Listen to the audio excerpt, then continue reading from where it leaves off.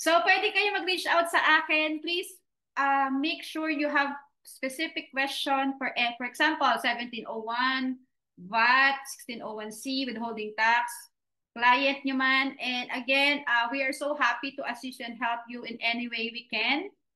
Again, 77 tayo kanina. I hope madagdagan yung nasa community. We're around 100. Nag-join na ba kayo sa community? I'll make sure nandun kayo sa loob kasi we have some announcement and tips nandun para kung hindi nyo masyadong nakuha, you can review. I'll just show you the community that we have. Mag-check ako ng attendance mamaya. I make sure lahat kayo nakapasok dito sa community. Ayan, nandiyan na sila Dean, see? Meron kami ditong mga announcement and previous webinar. And Jack, thank you so much for sharing your knowledge. And we're looking forward for more webinar like this, even di talaga natututo rin.